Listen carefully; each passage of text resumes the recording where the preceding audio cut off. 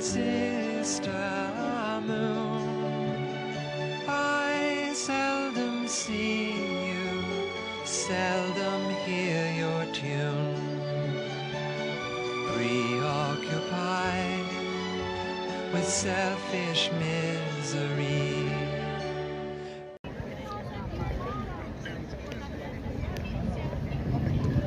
Greetings, Uncle Travelling Matt here, and I am now back in Florence after the first stage of my my Camino di Francisco d'Assisi. And what I thought I'd do is I'd use this opportunity while I'm waiting for my plane tonight to give a few thoughts on how this first stage of 8 days has gone, and you know, what I enjoyed, what I didn't, and how it bodes for the future. So the first thing is, I guess the main thing is I did it, but the big difference probably with doing the Camino de Santiago is I didn't really follow the route that much, particularly towards the end. And I think this is a massive thing. Like, when you do the Camino, you have this guidebook and it's all very well signposted, and there's so many facilities along the way that you're going to follow the route, right? Particularly if you want to meet other people, because they're all going to be doing the route. This is different. There aren't as many people on it, there are far less facilities on it, and the route is not a traditional route. It wasn't one that medieval pilgrims did, or at least most of it wasn't. I'm sure they did do bits, particularly up and down from the monasteries. And so there's no established route to the same degree. I mean, there are 4 or 5 competing Francis of Assisi Caminos, and you know, there are different routes to go everywhere, and the one that I'm following just happens to be the one that the writer of the guidebook, a chap named Sandy, is an American, decreed. And I have issues with that, because the problem is, like, we're all quite different. And what I would imagine if I met Sandy, obviously I've not met him, apparently he's a nice guy, the guy in the Consumer knows him, he said he's a lovely fella, but if I met him, I would imagine he's quite a serious walker, and he really likes to go to forests, and you know, he likes a challenge, which is great for him, but that's not everybody. And for me, I want to get there. I don't want to spend all day wandering around in forests, going up and down mountains unnecessarily, particularly when I have an ankle that is really painful on descents where it's stony and where it's very steep. And you know, the big moment for me was the climbing up to Santuario de la Verna, which I was really worried about because I'd seen the gradient profile. I'd felt how painful particularly the descent for us from Consumer, and I thought, my God, I don't want to go through this. And that's what forced me, you know, that real despair, that fear forced me to look at the map and think, there's a road there, why don't you take it? And actually the road was much easier. It was longer, although the first half wasn't, which got rid of 2 horrendous ascents and 1 awful descent, but it was just, there was no sense in not taking the road.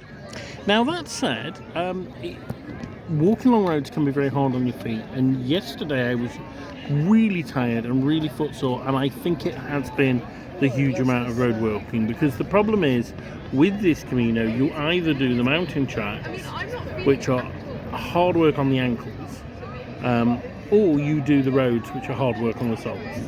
And you know, I chose the roads for obvious reasons, but that does come at a cost, I guess.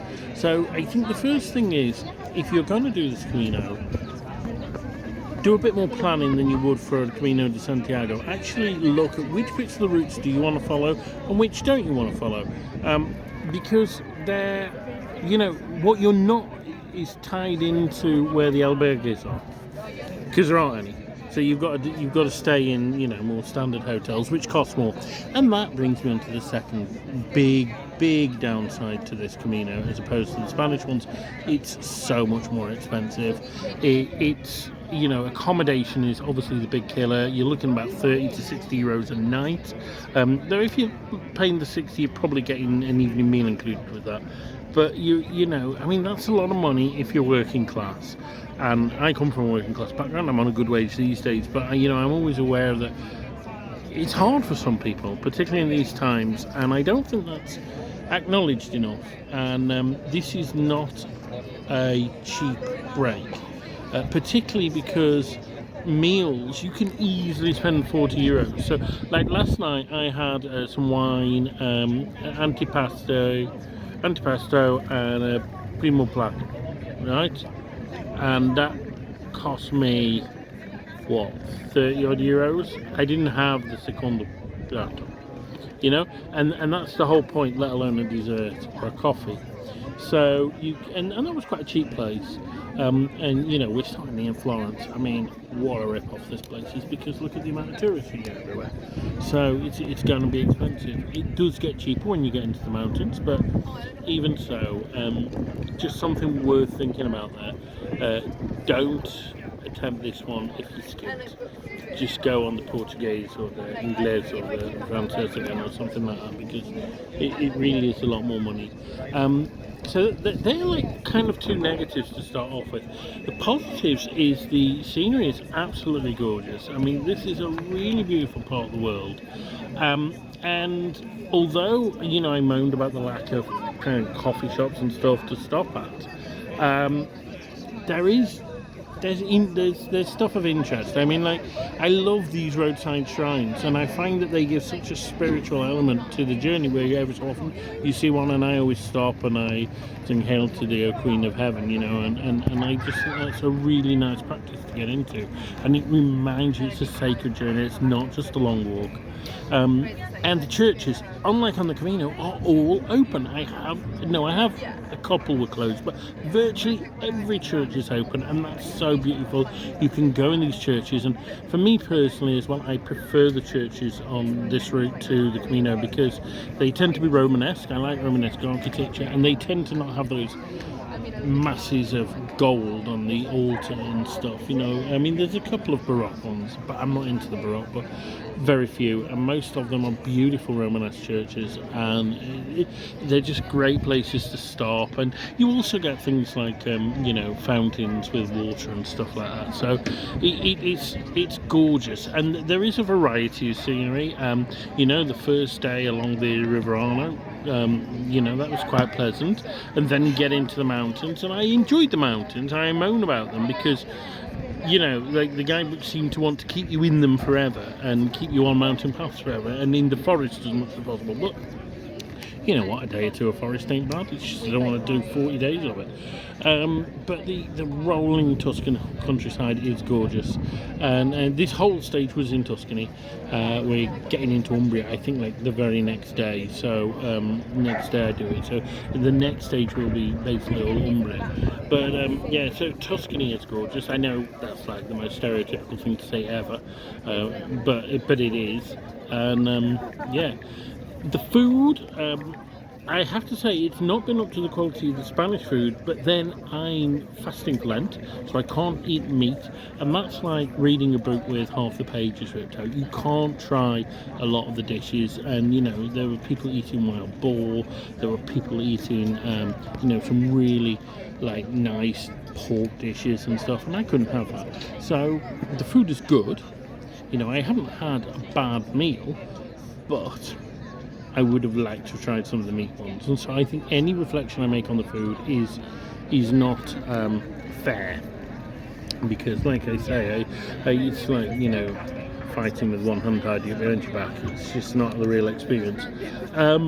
What I will say is the drink, I mean, the coffee obviously it's good, but also the red wine, and there's red wine with everything, is excellent. It's really nice. I haven't had a vinegary or tart glass yet, and it just slips down, you don't notice you're drinking it, and yeah, it's fantastic. So the wine is good. So that's that. What else to say? The attractions along the way, I mean, like, some of the towns we went to, I mean, like Pontechieve, that was pretty actually. That was a nice town, but not world beating. Stia was world class. I mean, Stia was gorgeous. And then there was Badia Pataglia, nothing special really, that one. Chiusi della Verna, well, not really, I mean, it's just a village, that. But then Pieve Santo Stefano would have been nice had it not been blown up during the war, but it had all its bits to it, and it was very friendly, and of course that diary museum was amazing. I mean, that was like probably the highlight of the whole trip, and then Sansepolcro, wow. Oh, and on the way back I stopped at Arezzo, and nobody had told me what a gorgeous place that is. Absolutely stunning Arezzo. It's absolutely amazing place. So there we are. So yeah, lots to see. One final thing, I found the locals to be very friendly. I mean, obviously there was that time when I was picked up on a snowy, cold mountainside, and that was really kind. But there's been a few examples where the locals have gone out of their way. Fausto coming up to the monastery to pick me up from there the day earlier, and just, you know, people just going out of their way in a small way to make the trip a little bit more special. So yeah, the Italians are nice, they're really friendly. They speak more English than I thought, and when they don't, the Spanish comes in and we get by, it's good. So that's that. I haven't enjoyed this as much as Camino de Santiago. I think first of all, like the first kiss is always the greatest, isn't it? You know, and it's like Camino is always going to be the first love. It's the one where I discovered pilgrimage, apart from the stuff I'd done in Britain, you know, in a big way. And of course, and I expected this before, but I haven't actually walked with anyone apart from that one day with Igor. But there are fellow pilgrims, and and they were nice people. You know, Ferdinand, Igor, Anton, and Christina. But they're limited in number. And also, what I would say, if you want to brush up another language for this trip, it would probably be German, because every other pilgrim I've come across, every single one has been German, apart from Christina, who's Italian, but comes from the German-speaking bit of Italy and now lives in Germany. Oh yes, and there was 2 Austrians who speak German. So yeah, I don't know why. I think it's because the route was mapped out by a Bavarian, but basically this is the German pilgrimage. They love it. But you don't get anybody else. So there was no English, you know, no French, no Spanish. You don't get that international feel that you get with the Camino de Santiago. But yes, so that's that. That's my reflections on the end of the first stage. I've probably whittled on for too long. I am actually really tired. I'm really achy and tired. I am glad that it's over, which I don't normally say. But that's more of a physical thing than a mental thing. Mentally, it's been good. I mean, I've been writing a poem a day. You know, I think it's been really good on a mental level. But physically, I've struggled a bit at times, I'll be honest with you. And I am hoping the next stage is easier. Well, that's me, Uncle Travelling Matt, from glorious Florence. And finally, at last, it's warm and sunny. Keep travelling.